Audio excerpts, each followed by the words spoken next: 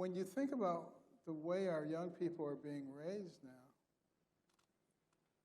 taught that they need safe spaces, that you don't need to respect the opinions that differ from yours, that you can cancel people, that your opinion is more important than other people's opinion. And then we're surprised when a young person takes a high-powered weapon and mass murders a bunch of people. And then we say, well, it's the gun. It is not the gun. It is the heart that needs to be changed. We need to be aiming at the right thing in our nation again. And we need to teach morals and values once again.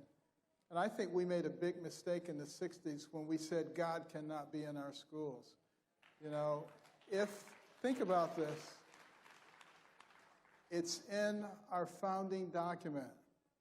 The Declaration of Independence talked about certain unalienable rights given to us by our Creator, a.k.a. God. Okay, it's in our pledge. It says we are one nation under God.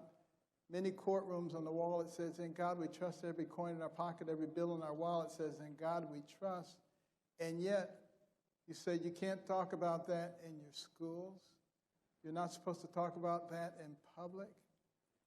I mean, in medicine, we call that schizophrenia. And that seems to be what's going on in our country right now.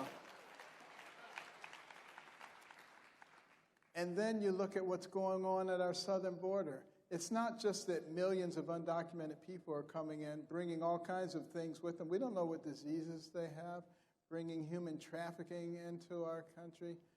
And that's not the biggest problem, though. The biggest problem is that there are nations in this world that hate America, that want to destroy us, places like Iran that see us as the great Satan. Why wouldn't they be sending their operatives through our southern border, targeting our electric grid and sending us back a century, putting us in a very vulnerable spot so that we now become easy pickings for China or any place else?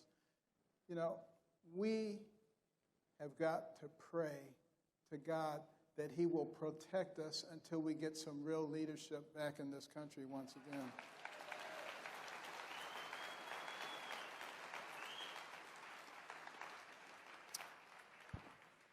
And then what about our citizens who are not able to protect themselves?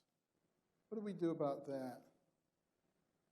You know, what about the little babies who have not been born yet, but who are fully human? Let me read you something from the Bible.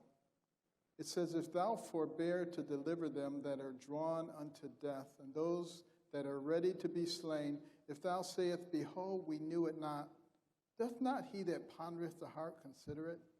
And he that keepeth thy soul, doth not he know it? And shall he not render to every man according to his works? God expects us to do something when innocent people are being drawn to death.